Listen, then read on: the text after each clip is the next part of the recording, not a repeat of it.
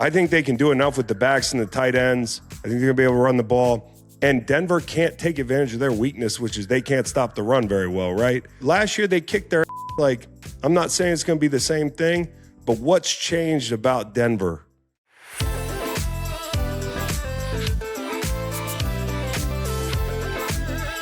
Welcome to Fitz and Wit. I'm Fitz, that's Wit, and this is a Wave Original. Subscribe on YouTube or wherever you get your podcast. Please, it really does help. Don't forget to give us 5 stars if you believe in us. And follow the show on social media at Fitz and Wit. That's Fitz A&D Wit. New episodes every week.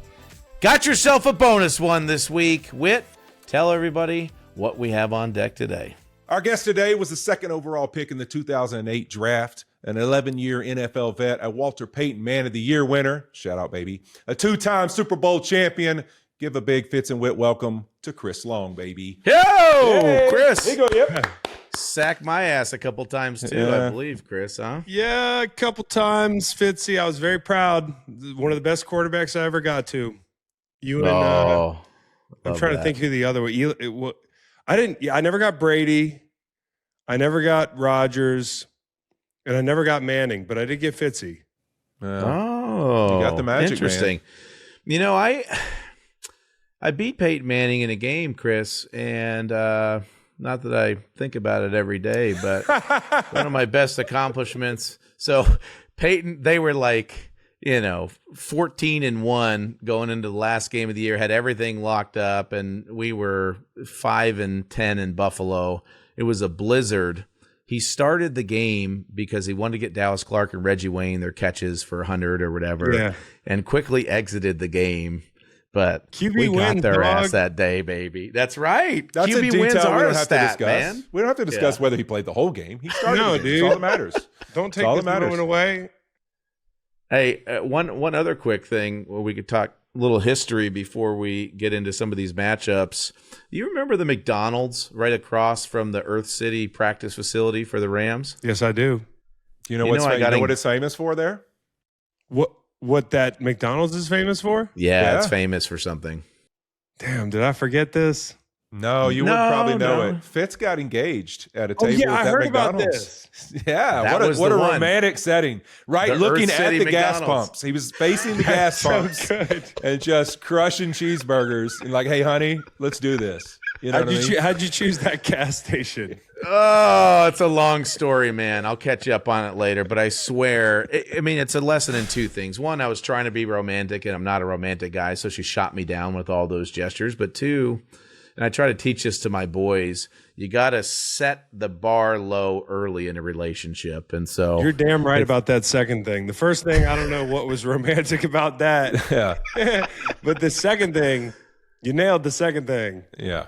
Yeah. How'd you do with your picks in the wild card weekend? I did pretty good. I needed Houston to win because I said on my podcast, if the Steelers won the Super Bowl, I was walking across America. And yeah, that's a different kind of want a new team to win. I said that before they slid in. Like, I've just never been so confident that a team was not going to win the Super Bowl, and no disrespect to that team.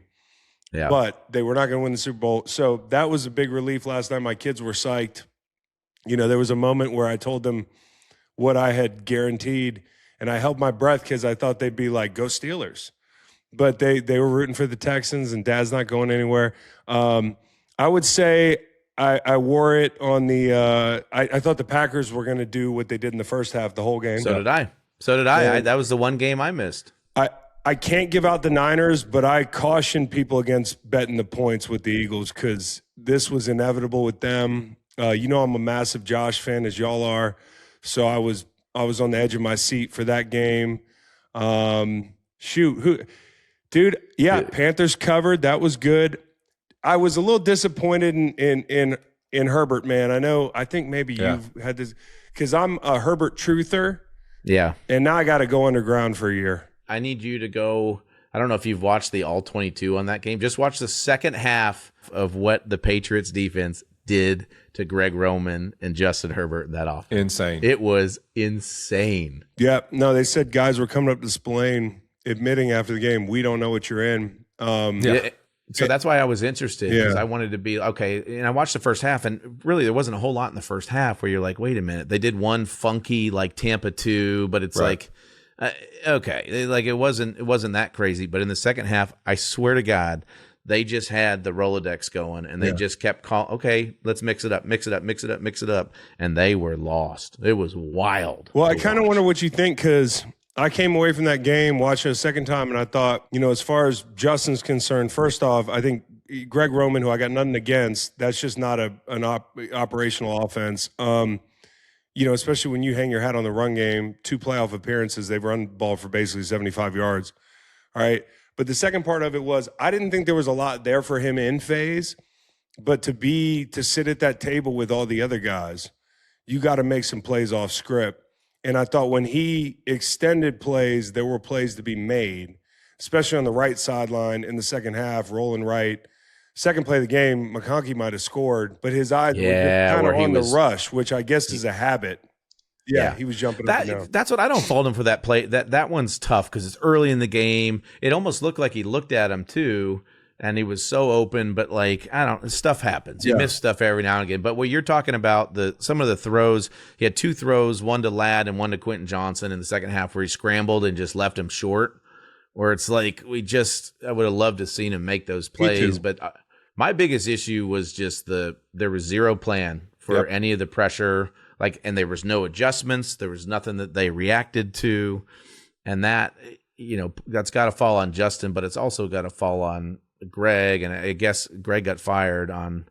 I think that's the thing that stuck out in that game the most there in the second half, is that you could just see the plan the Patriots had for the Chargers and how we're going to get after you, and absolutely zero answers that the Chargers had on their end. Like, hey, all right, next series, we're going to come out, we're going to have some answers. You guys are going to pressure this much. We'll have some screens, we'll have different things that we'll be able to activate. And you just didn't see it. And that's where you go, all right, if Justin Herbert's going to be in that group of quarterbacks we want to put him in, like we can think of almost all those guys, they got a guy also working with them that's pushing the envelope from the standard of like mentally where we're pushing ourselves to be able to handle things, to be able to do different plays, different formations, motions, everything. Like you see that advanced level stuff happening around them, and they're able to handle it. And it's like for Herbert, it's like, are you getting that? And I think that's ultimately what the Chargers had to make this decision for, is we got to go find a guy where we can push this guy even more. Not that he's not capable of it, but we can continue to push him, and we can have those answers in these kind of games, because it can't come down to this, multiple years where we're going to leave early because we just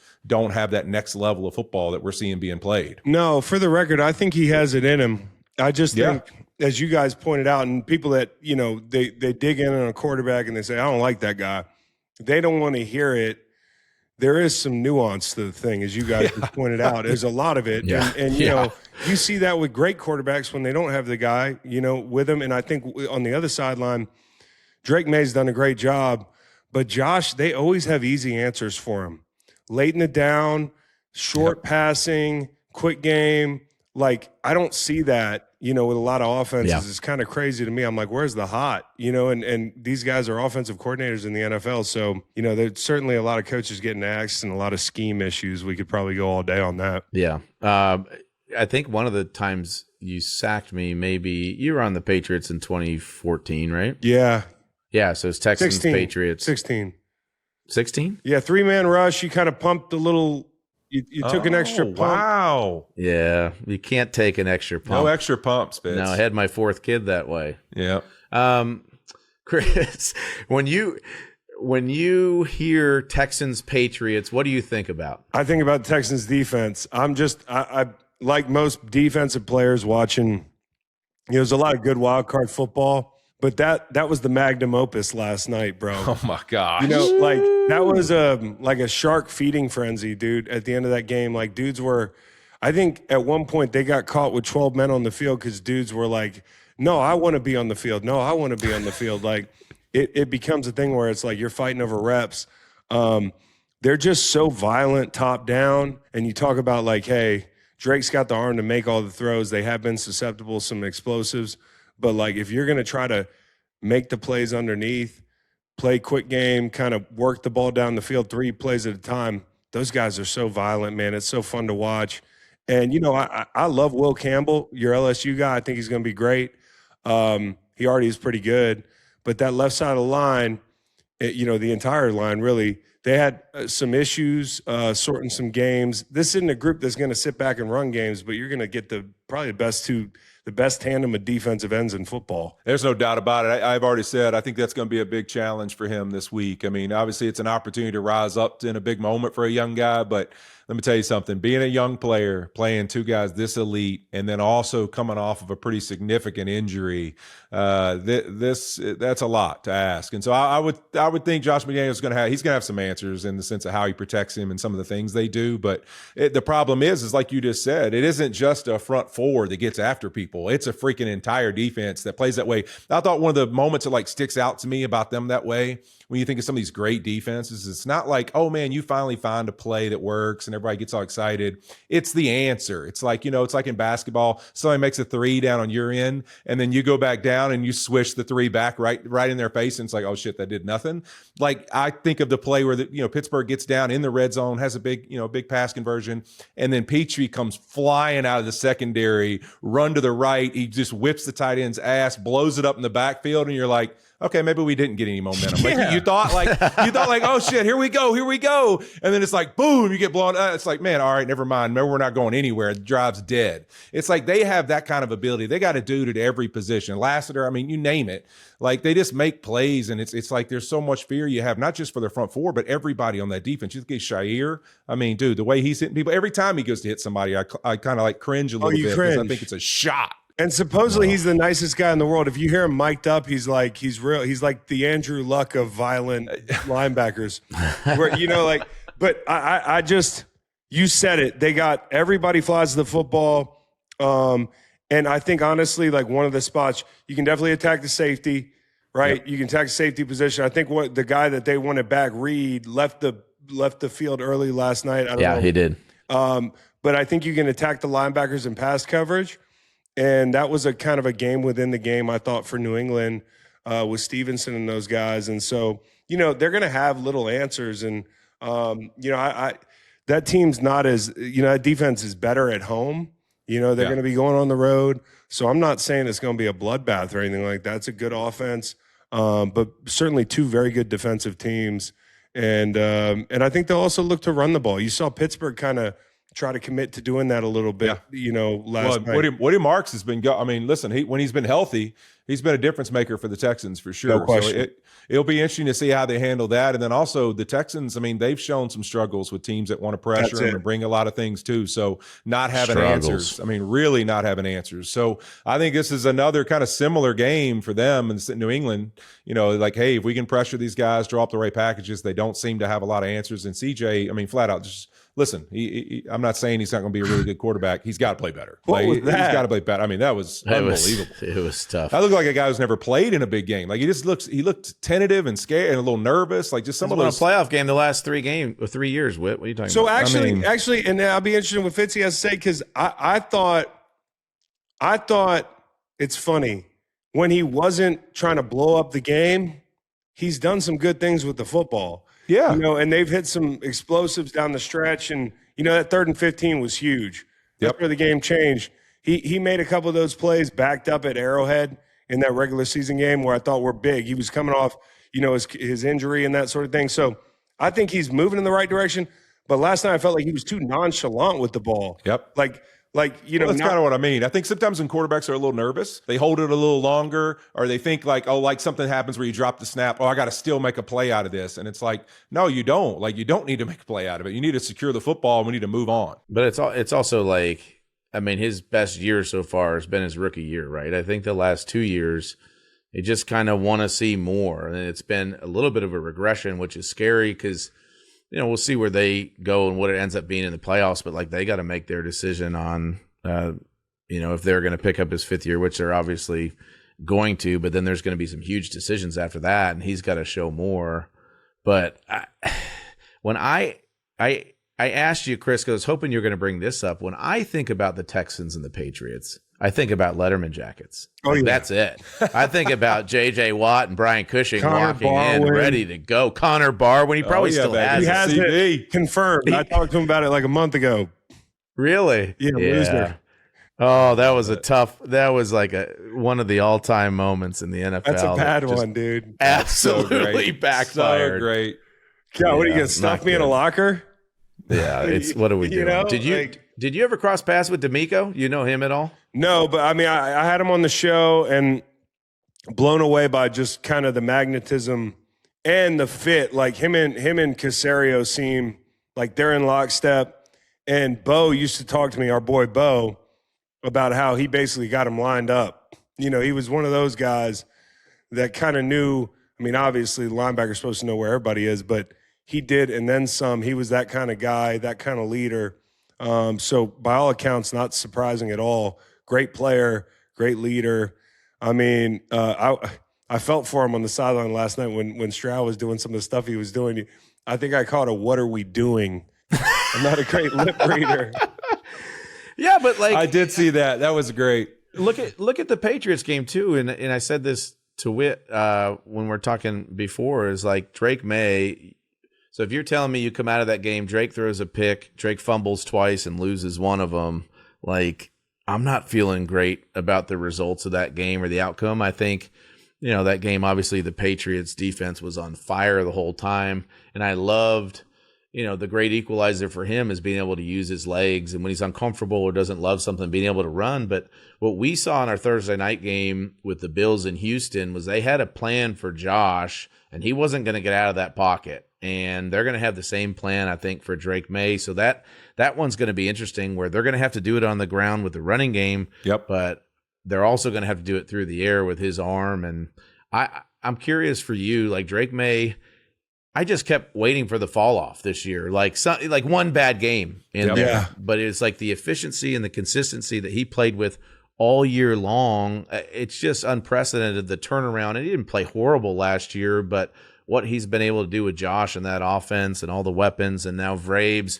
giving him some confidence, it's been pretty cool to watch this year. Yeah, everything's kind of lined up for them. I mean, I think Vrabes is an incredible coach. I mean, culture setter, all that stuff, but also seems like the guy that builds confidence in you, every player on the roster, like while still being a hard ass. You know, some hard asses kind of break everybody down. He seems like the hard ass that builds people up. And also for an offensive player, I think he allows them to buy into the complementary football thing, you know, where it's like, hey, there's not pressure on us to go out there and put up 45 points. We're about winning football games, however it looks. And they also have a damn good defense that's even better when Milton Williams came back. He is such a force. And him coming back, it's night and day. I mean, down the stretch in the second half of the season, they were really not a great four-man rush group. His addition changes everything. But for Drake, I really do think it comes back to having those outlets. You know, I didn't play the position, but he always looked so comfortable late in the down. And I remember watching the opener against Buffalo or early in the season and hearing Collinsworth talk about his habit late in the down. I believe it was where his eyes weren't in the right place. And as the season's gone on, you've seen him get more and more comfortable late in the down. And I think so much of that, as we just discussed with a veteran quarterback in C.J. Stroud, who's got a year on him, you know, kind of looking like he hasn't been there. But this rookie, albeit loses the ball twice, that last one was a big bugaboo. If Henley picked that ball up, he might have scored. Wilson, the guard, made the play of the game, dude. Play of the game. So no question. I think Drake's just got a high floor, man. I think he's that kind of guy with like a low heart rate, dude. You know, he's just kind of cool, calm back there. And, you know what gets me about what you're saying though, is because I always used to marvel at Tom Brady in the pocket, like how calm he could be, even when he would like navigate the pocket and still just stand in there, eyes down. And it just doesn't make sense how like he could be so calm in there. And I know that Drake has obviously watched a ton of Tom film and what you're talking about, keeping his eyes up and everything. But it did feel like twice in that game he was way too relaxed in there. And those were those are the ones that he let go. So I wonder, you know, if that is in the back of his mind going to this next week of like, all right, that probably is not going to be the best thing to do this week versus Houston. Well, it's funny. Last year, you remember there was a big discussion about should he play, should he not play, should Jacoby play, because they're going to get him killed behind the line. And they end up playing him. I remember the first game I think he played in was the Houston game. And I think Daniil Hunter hit him so hard. He was on the turf for, I think, a 15 count before he got up. I think he remembers that game. And I think he's going to be a little bit less nonchalant back there. That was a great rush group he just played, but this is a different beast. Yeah, that ball's got to come out against this group. That's for sure. It's going to be hot. Yeah. Let's talk about that other AFC matchup. You and Fitz, actually, I think y'all both have two teams in, right, that you played for. Yeah, we do. 2-2. We do. Bills, Broncos, baby. Bills, Broncos. I think it's wild. Fitz has said this all year. All he wanted was for the Bills to get in the playoffs because when you're talking about the 3.5-hour windows, you got Josh Allen. You always got a chance, and I think you see it again. They're going to Denver, who's a 1 seed, who's been dominant all year, and you're like, I don't see any reason why Buffalo couldn't win it. Now, at the same time, I think Denver's really good, but it's the truth.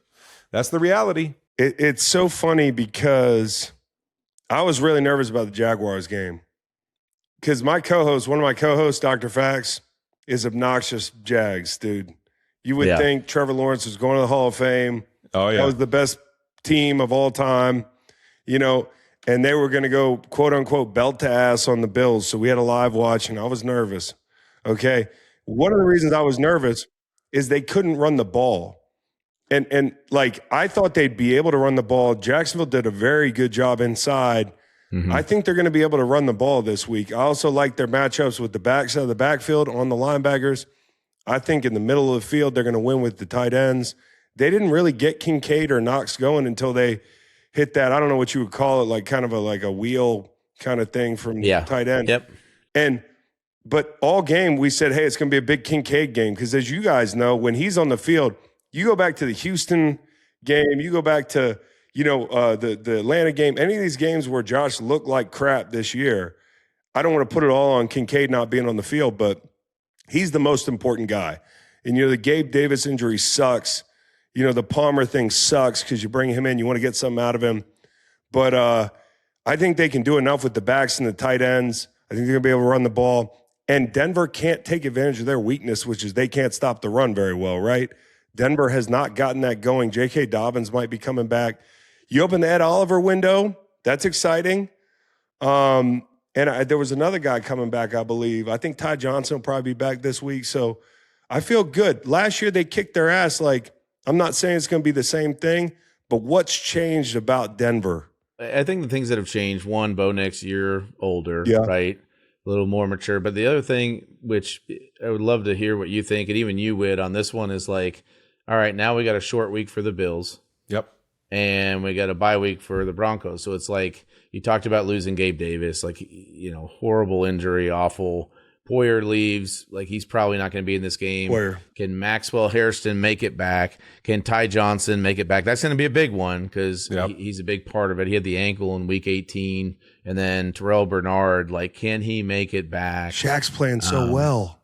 Shaq is playing well. You're right. Shaq's doing great. But I just, what about that part of because it's happening in a couple of these games. It's happening in the San Fran-Seattle game too, the short week for one team versus the absolute bye week, full rest for the other team. Yeah, I mean, obviously that's the biggest challenge. You saw even Kyle Shanahan. He's I think the Niners have played 4 out of the last 5 weeks on short week. I mean, they you got to remember they had kind of the Sunday night to Monday night thing, all that kind of that season, and then a short week to start the playoffs, and then now they get another one. It's that's the challenge when you're trying to get guys on the field. And even if you lose a guy, you're trying to get all your guys up for that challenge. I think that's a huge thing. And the other team's rested, especially when you're talking about, for me, I think at Denver, these edge rushers are built on speed, get off, all those things. When you start talking about your fresh legs, you're in Denver, it's loud as shit. The other team's on the silent and you're jumping counts and you're fresh.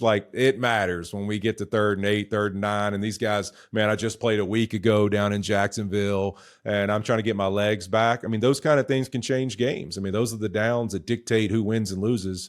So I think that's going to be a big challenge for Buffalo is getting healthy enough and ready to respond. And against a Denver team that, look, the defense is great. Offensively, it's been a roller coaster. Some weeks it's you think they're this, and then the next week they're that. And it's we had 2 games Fitz with them where you're I don't know what they are on offense sometimes.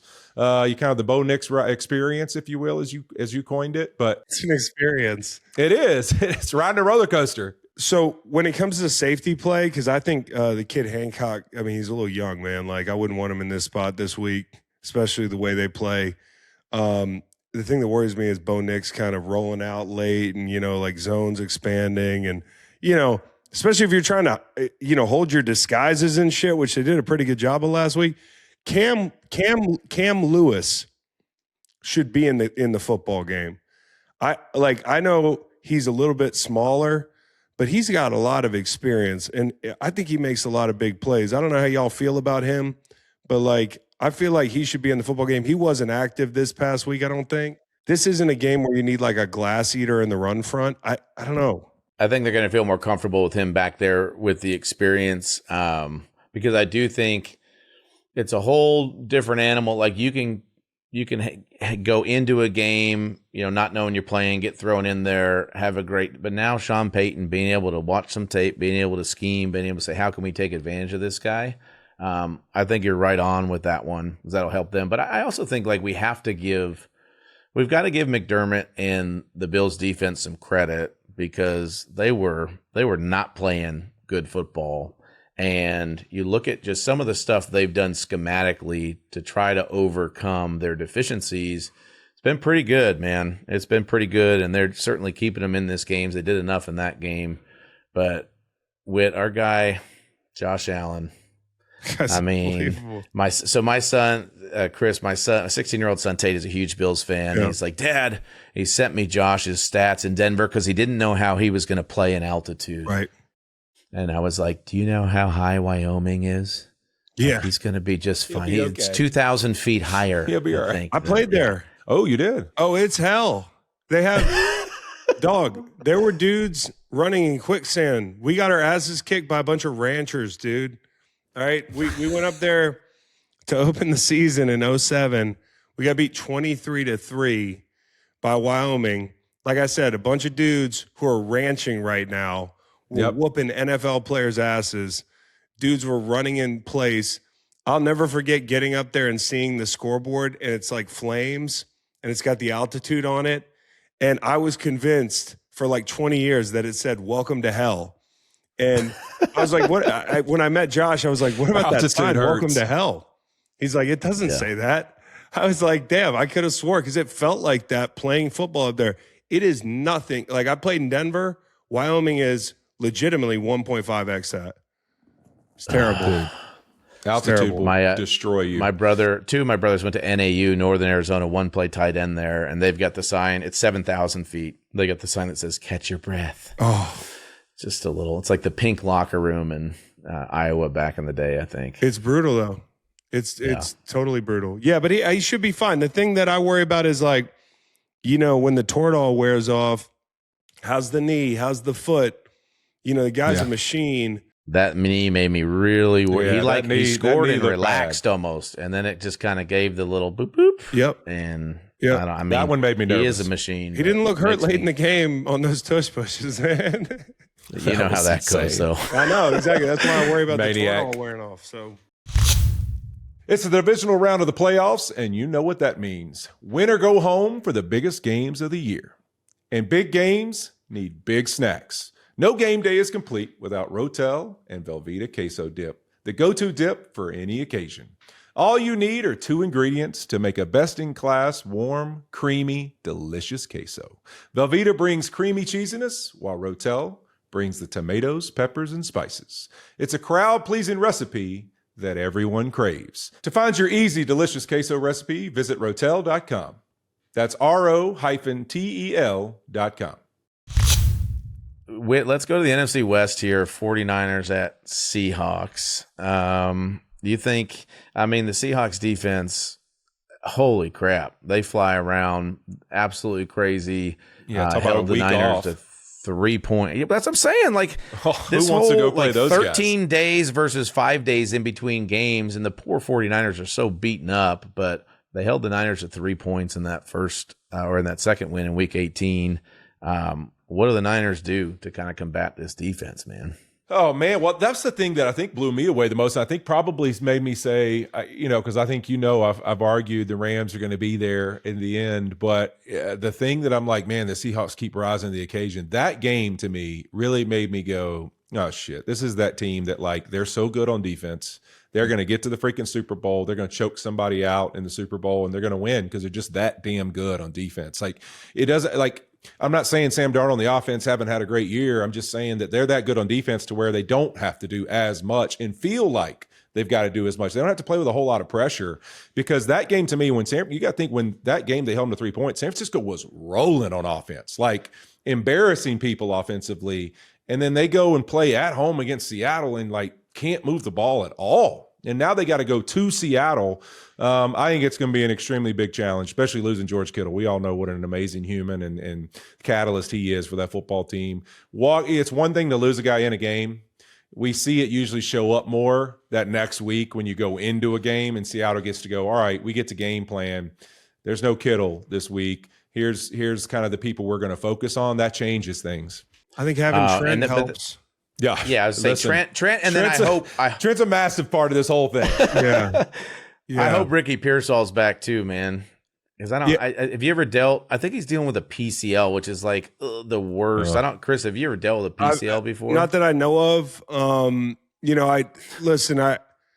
I just think looking at that game, the rubber match like a couple weeks ago. Niners can come out of that thing and say, hey, like, we got some stops in plus territory. We can, Seattle's offense, statistically, people are always like, hey, it's a top 5 offense. Yeah. They're not top 5 when you watch them, okay? No. And I'm always pulling for Sam Darnold. I think he's a great dude. Think he took it on the chin, playing in New York. Like, as y'all know, context matters. Where you play matters. He's not that guy. But I also, you get him in some of these tight spots, he might not be, one of those guys either. And so I think if you can confuse him, create some turnovers, great. The one thing that Seattle did a really good job of is handle the Brock Purdy extended play stuff.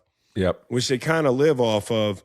The one thing that I think they came into the Philly game knowing was we're going to have to hit some big plays to win this game.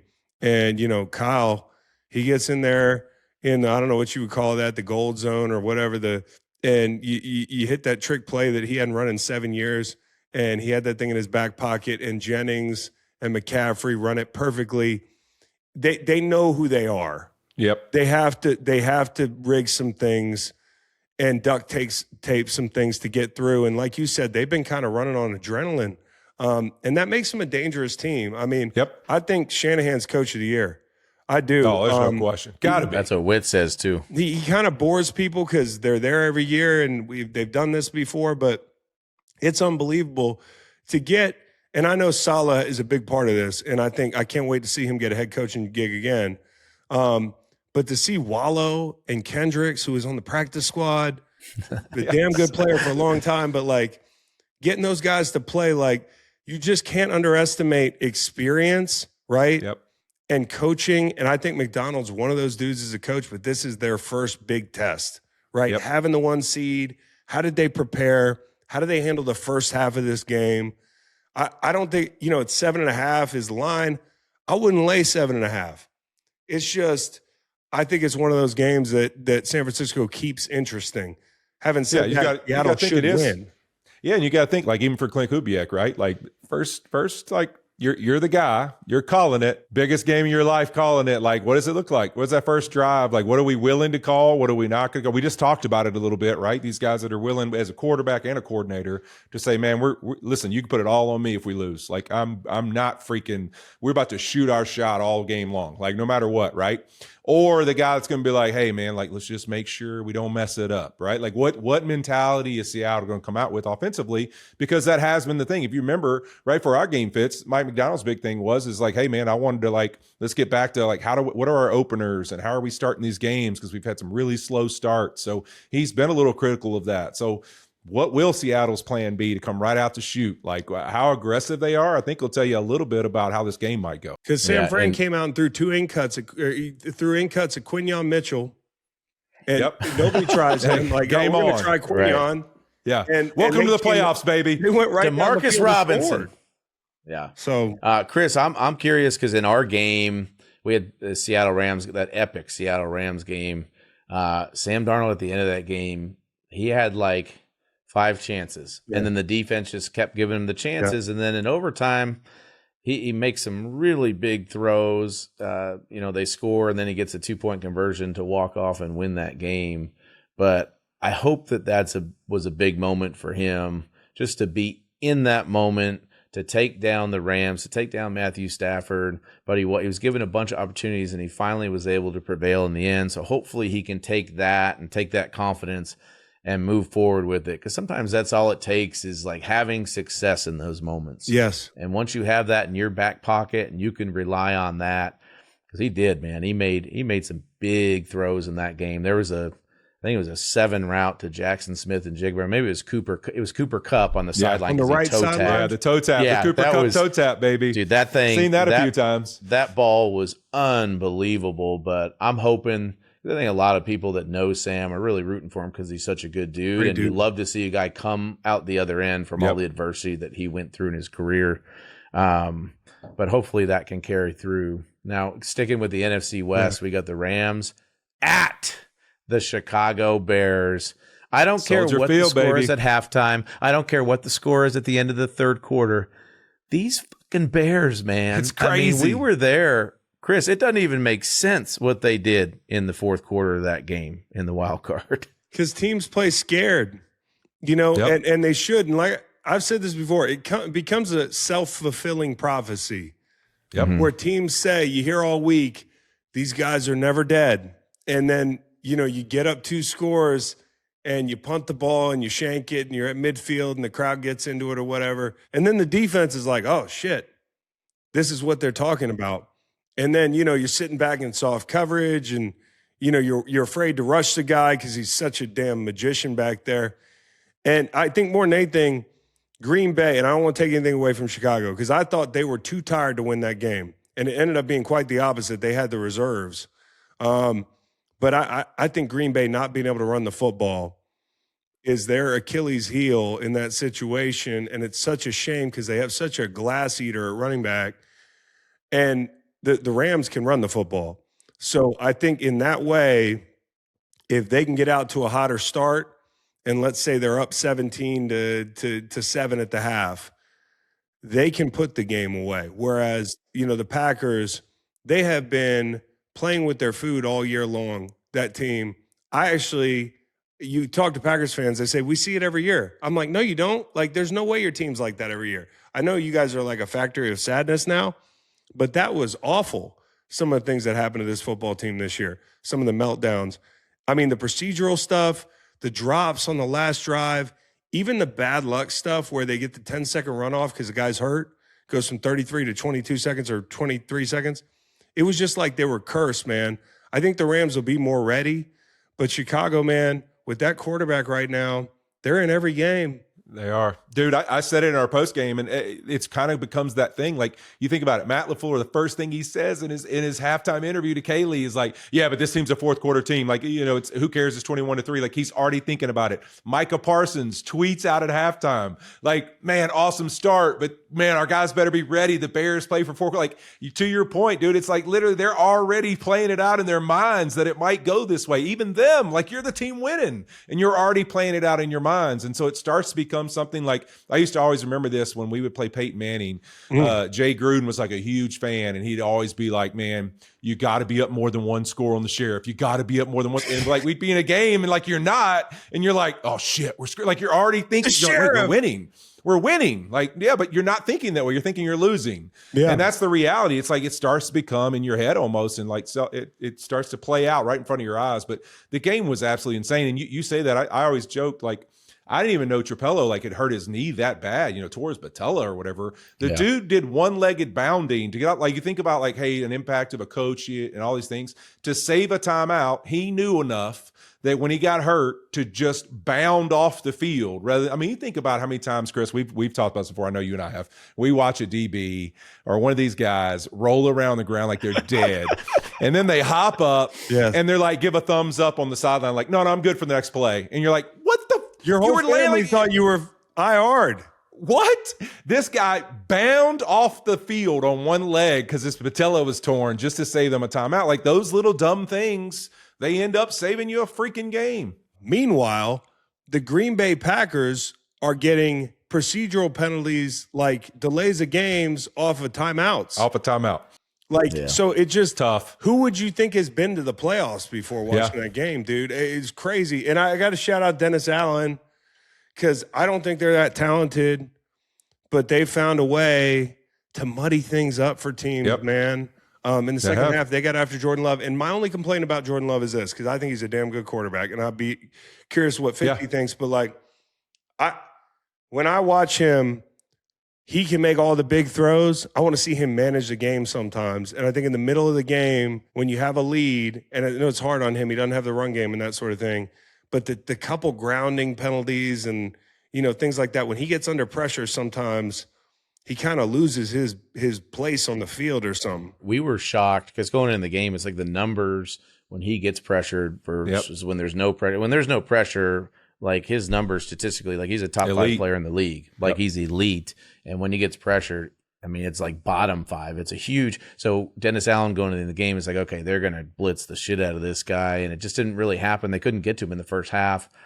And then that's sort of what happened in the second half. They blitzed a little bit more on defense, but that's something that he's going to have to figure out. And part of that is coaching. I think LaFleur does a good job of it, of having those pressure plans, like the things that the Chargers weren't able to do in that last game. But my take on Jordan Love is this year was a huge step. It's hard because now we have to pay these guys before they're like actually bona fide proven, but he took a huge step in my mind this year with the way that he played, the consistency that he played with.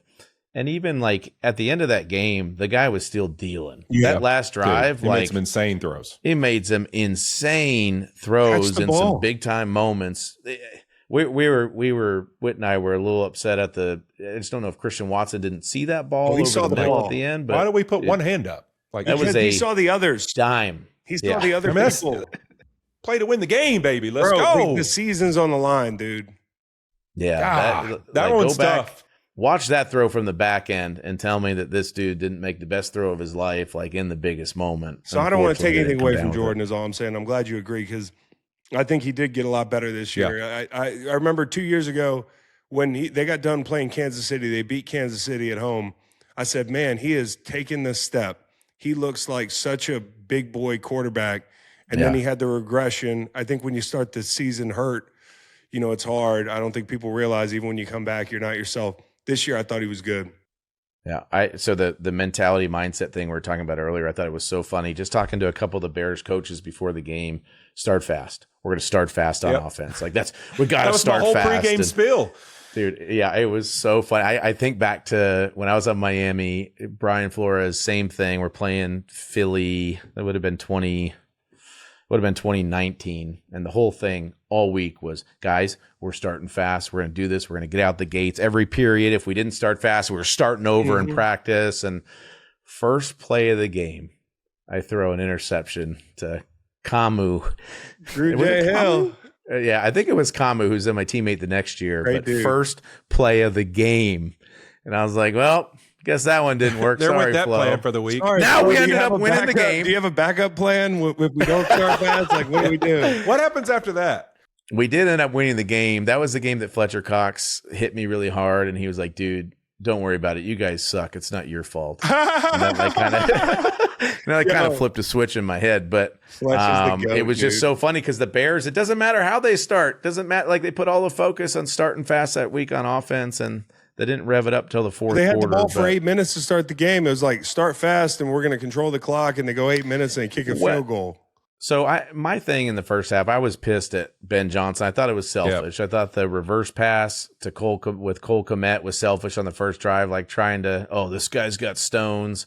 And then, going for it, whatever. That's what you're going to do, fine. But on your own 35-yard line, like that one just got me a little bit. Because the Packers had already shown that you're having a hard time slowing them down. And now you're going to put your defense in that situation. I didn't love some of those decisions on fourth down in the first half. You know who makes some look at me calls, and he's one of my favorite people and coaches ever, is Sean Payton. When you get around midfield, the Broncos are Yeah. going to do some crazy shit, dude. Remember they did some shit. Was a Thursday night game that was real close against the Raiders. It was a rock fight of a game. They did some asinine. Oh, we were there. Oh, we were there. Asinine trick play with Cortland Sutton throwing the football. I think it was. So that's what I'm hoping. He's got some of those dialed up for the Bills this weekend. But that's what, like, we watched. We had the Broncos twice, and we had Raiders, and then we had them Christmas with Kansas City. And both games, it was like, I mean, the scary thing was the offense. Like, the scary thing for the Bills is that their offense is able to possess the ball. They go on these long drives, and sometimes they don't end up in touchdowns, but it's going to be limited possessions in the game, and that's what scares me. But, like, their offense has been so up and down, and the two games we saw, there was just zero consistency with what they were doing on offense. Yeah, they're like the Eagles in that way, but they're a lot more. They have it together. You know, they have it way more together, but, like, they'll take a half off. Yeah. You know, the highs are higher. I think Bo Nix has completed a ball in every half of this game. That is true. Of the year. He has outplayed Jalen this year, which is tough. With the divisional round of the playoffs is right around the corner, and that means it's win or go home. Well, I've got some great news for guys that are out of the hunt. Oh, do tell. You might not win the Super Bowl, but Rose Sparks can make any round of sex feel like winning a championship. Oh, thank God. They at least have that. That's right, Fitz. Rose Sparks are a 2-in-1 prescription treatment for guys who want harder and more controlled erections. And as we know, they hit the bloodstream fast, Wit. They dissolve under the tongue, and getting hard fast means there's less waiting to perform. Plus, its dual-action formula stays active in your system for up to 36 hours, so you can be ready for the second half and even a little overtime. If prescribed, new sexual health patients get $15 off their first order of Sparks on a recurring plan. Connect with a provider at ro.co/fitsandwit to find out if prescription Rose Sparks are right for you. That's ro.co/fitsandwit for $15 off your first order. Sparks is a compounded drug product. Compounded drugs are permitted to be prescribed under federal law, but are not FDA approved and do not undergo FDA safety, effectiveness, or manufacturing review. For full safety information, go to ro.co/safetyinfo. Here we go. Hey, Fitz, did you tell Chris about meeting Spike? Your big No, moment? I think you're gonna like this. We're going out. It's like 30 minutes before our pregame show starts, and Common and Spike Lee are standing there, kind of in the tunnel, and so hanging with Sherm. I'm trying to do like the cool. I'm not gonna handshake Common. You know, I dap him up. We're feeling good. Dap up Spike Lee, and he's like, "Remember when I saw you last? And I'm thinking, like, what the hell? Like, Awesome memory. Shit-faced, yeah, huh? it was like 2016 Knicks game courtside, like when I was on the Jets. That's amazing. How does he remember this? And he's like, it was in France. He thought I was Jason Kelce. No! Yeah. And we Yeah, just it's happening. immediately just hit like a good see you guys. Like started walking off. It's like See you, Spike. See you, Spike. Oh, that's good. You should have, while he thought you were Jason Kelce, you should have just fucking ruined the interaction. I didn't know what to do. I was in shock. I kind of walked That's away. fucking hilarious, dude. So Yeah. good. It's Well. so good. Thought we were having a moment for a second there. Just like a little second. Oh man, he remembers you, dude. This is awesome. This That is sick. is classic. You're like, So man, you really do. Spike's remember a fan. Yeah. Yes. Spike's was a real Common. big fan. Oh, he was It was- awesome. He was there doing photography. He was taking pictures and stuff. You know, Who you see isn't? a lot of these Who guys isn't do it. Yeah. now? Everybody now. Everybody's in it now. you know? Randy Johnson, Yo. Marshawn, Ken Griffey Jr. at the Masters. Yeah, but Randy's a legit shooter, dude. So is Ken Griffey Jr. Yeah, Ken Griffey as well. No question. Yeah. So, Yeah. yeah. That's a good one too. I played golf with the kid last year in Arizona, and Michael Collins, and Michael. so I know him a little bit, and I see him at the Masters, and he's got his big old camera, and you can't have your phones at the Masters. And so I'm like, hey, Griffey, can you mind taking a picture of me with my brothers and my dad? And he's like, oh yeah, no problem. I go and I gather him up, and I turn around, and he's like 2 holes over. I was like, oh. That's so good. Okay, nope. Good to see you. Good to Sorry. see you. Yep. Thanks Shouldn't for have the asked. time. Yep, Dog, you are racking up the interactions. No, it's great. Yeah, I'm a real celeb. I've gotten stood up a couple times by celebs, but nothing that spectacular. Yeah. I tried to high I've got five some Javal pretty good McGee ones. at a nightclub, and he just walked right by me, dude. That was painful. Wait, the 7-footer? Yeah, he was like, he almost like just put his hand on top of my head and was like, you know, just, like, fuck off. He little cool rode kid. you. Yeah. Cool kid. Yeah. Well, I don't know how well you know Witt's life now, like recently, but you want to talk about celebrities. Oh my God. This Here guy we in go. LA. Mr. LA, dude. Come on. Dude, it's Come insane. on. Get out of here. He's so recognizable, too. Nobody's confusing him for Kelce. You It know? actually has happened before. They call him Jason Whitworth sometimes. Jason Whitworth? Jason Whitworth time to time. A lot of Yeah. Jason Whitworths. Yeah. It's the just like beard, beard, guys. football, TV. Yeah. It's the beards, deal. you know? Hey, what's your kid situation? Kid situation is it's a situation. There's 3 of them. I got a 9, a 7, How old's your and 2. oldest? Okay. Yeah. 9, 7, and 2. All right. I got something I need to get your guys' take on here. Hit me. Oh, boy. So, Chris, my kid situation, I've got 7, and my oldest is a freshman in college. My youngest is in first grade. And so it's first grade, third grade, fifth grade, seventh grade, ninth grade, 11th grade, and freshman in college. This is crazy. Yeah, it's a lot. It's a lot.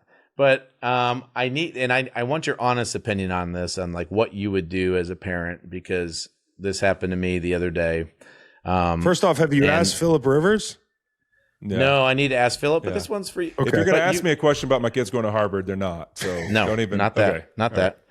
So my oldest son back from college, we're working out a little bit. And like I haven't been great about it the last few years, but I'm starting a trend. I'm going to start Come on, working out a baby. little We're bit getting more. going. So, We're getting going. I believe in you. so we work out, and it was like, you know, we did some squats, we did some other. It was one of the best. It was so much fun just to do it like with him. Really enjoyed it. You know, we're in there for an hour and a half. Well, the next we had to go to Thursday night football, and then whatever. That's not important. But the next time we're going to work out, I tell him the night before, hey, 7:45, I'll see you. And it's in my brother's house next door. He's got a weight room, so I said I'll see you over there at 7:45. Well, the next morning rolls around at 7:45. He's not awake. He's 18 years old. I told him 7:45. He told me he was going to be there. And my wife said, well, why don't you just go wake him up? And I said, I'm not going to go wake him up. Like, he either wants to be here or he doesn't. And we got in a little bit of a thing, like, you enjoy doing it with him, just wake him up. Now me, and you guys tell me if I'm wrong or not, what did I do? I didn't wake him up. I went and I worked out. I got done with my workout. Then I woke him up and I said, hey, what's going on, man? You woke him up post-workout? After, and I wrote the workout down. I left it, and then I had to go somewhere, and I left the workout for him. But like, honesty and accountability are the 2 things I want my kids to have more than anything. Yeah, and Be on like, time. be on time. You told me you're going to be there. You got to be there, right? Yeah. Like, Whit, would you have done the same thing or no? I mean, come on. You've met me before. I mean, I benched my kid on our football team. You think I'm going to wake my kid up and have him work out with me? I mean, listen, hey, I want him to have the hardest road possible. Why his pops is with him, and I love him to death, and I want nothing but the best for him. He's going to have to take all the ownership he wants. I tell you this all the time. With my kids, it's like, hey, whatever you guys want to do, you want to be football players, you want to be doctors, you want to be a teacher, whatever it is you want to do, you declare that. You come to me and you say, hey, Pops, can you help me figure out how to do this? You bet your ass I'm going to be we're going to figure it out together. But it's going to take that. You got to come to me and show me you want it. You got to have the passion. It's got to be your passion, not mine. Only if you're going to work. Only That's if you're it. going to work. Yeah. That's how, that was my dad's whole thing was you can do whatever you want to do, but you're going to be like Anything. the hardest working one, whatever it is. And yeah, I would say he's 18. You said he's a freshman in college? He's Freshman at in Harvard. college, yeah. Freshman at Yeah. Harvard. God, how smart are all your kids, man? Like That's what I like a said, year Chris. I early. said, if you're about to ask me a kid going to Harvard question, I'm out. Like, I don't know. Yeah, you like nothing. once the kid has earned his way into Harvard, curveball here, but maybe he's got it figured out. He doesn't need to work out with you, Dad. I think That you're might right be on it. that. I'm going to tell him that too, because he's not playing. I'd be like, he's Dad, not into I'm sports at teams or Harvard. anything. So yeah, he's like, Dad, I was up coding all night. Like, it'll be just fine. Here's Yeah. my problem with him, Chris. This is my problem with him is that he's 6'6", like 280. I told Fitz, I go, dude, why is he not playing left tackle? Like, we got to walk on the Harvard 6'6" football team. We got to kid? walk He's a big- on.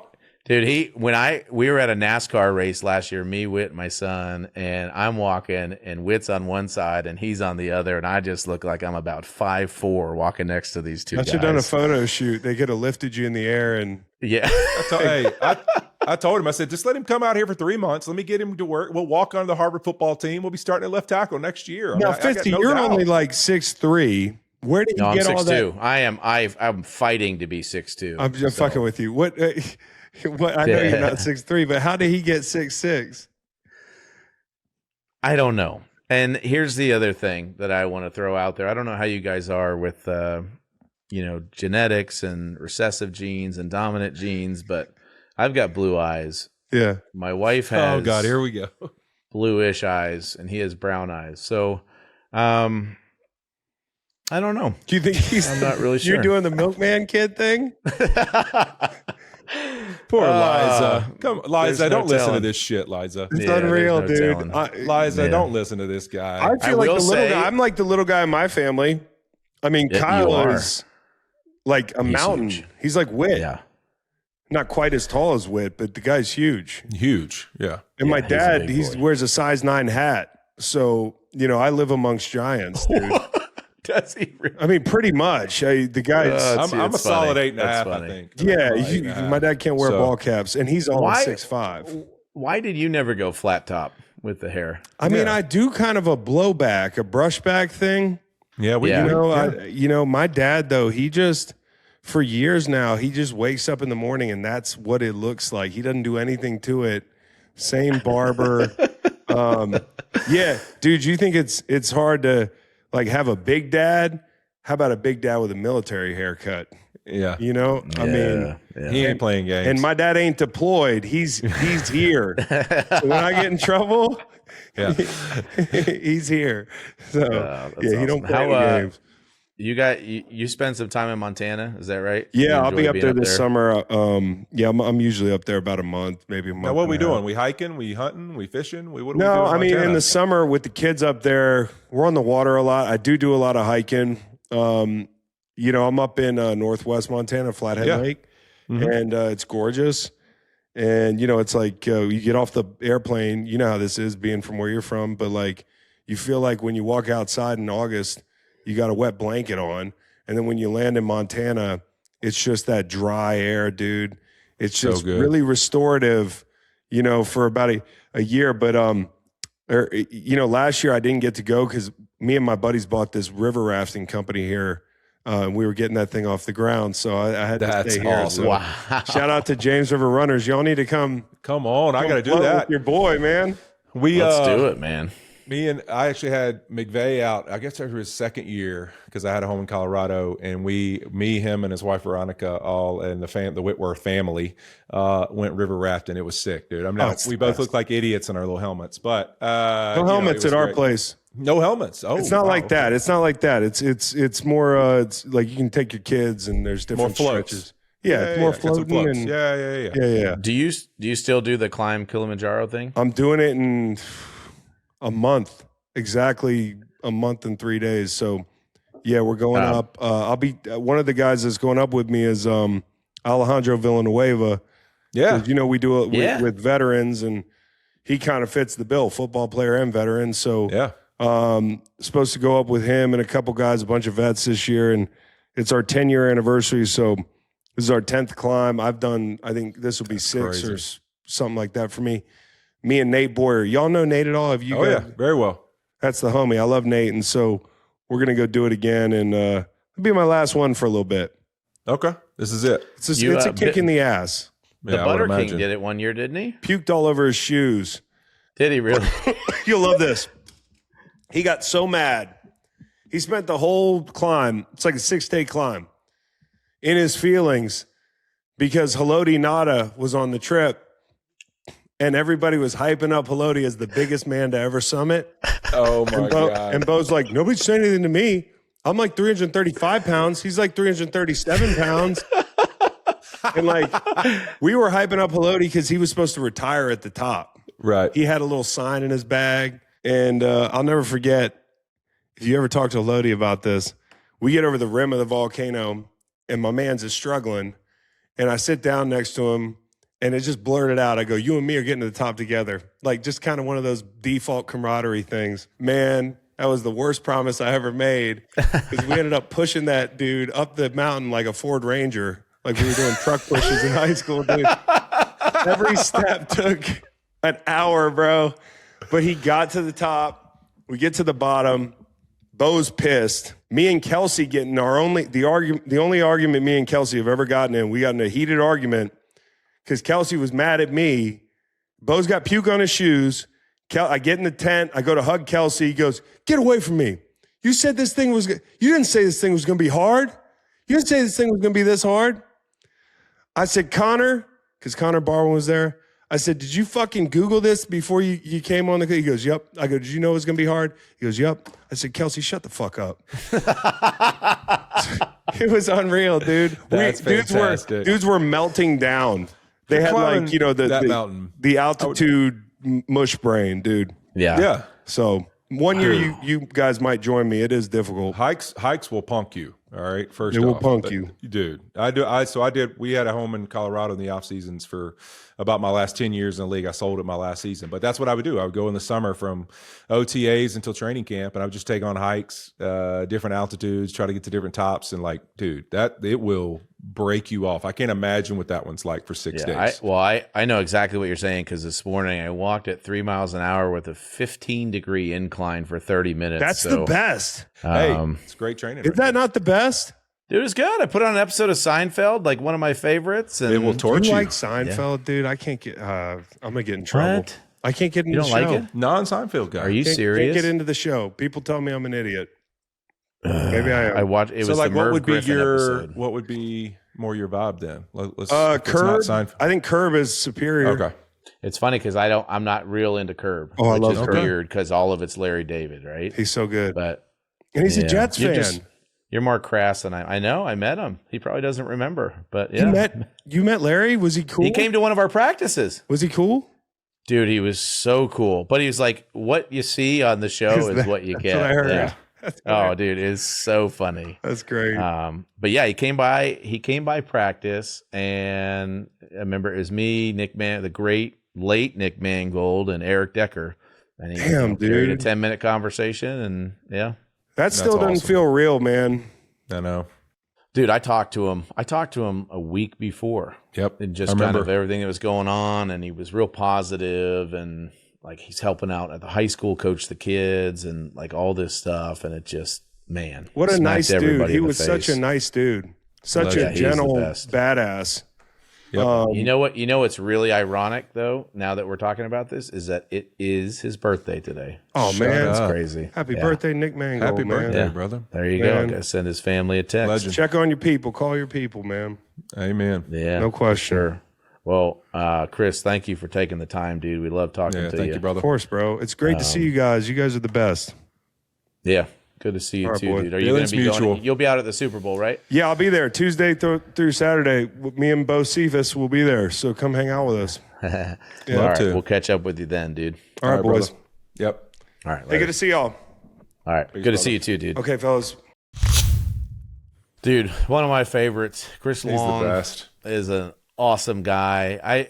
You may know him better than I do, but I like through mutual friends have gotten to see him more and more over the years, and he obviously is a really smart dude. He really cares about providing good analysis. You could tell he watches everything, he combs over everything, and really enjoyed not just his takes but his personality, and getting to have him chime in on some stuff. He's a very worldly man as well. He is. I always love his stuff. He's got some great takes. I can remember even back to the beginning of the season when the season kind of kicked off, Chargers Chiefs.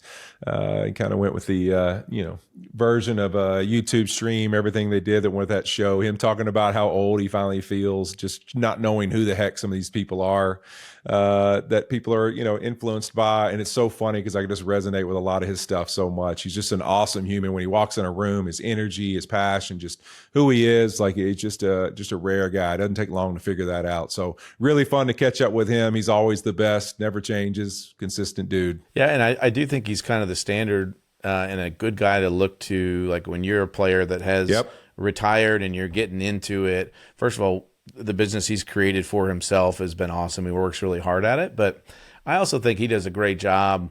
He understands how hard it is. He played in the league for a long time. He got to play on a couple different teams.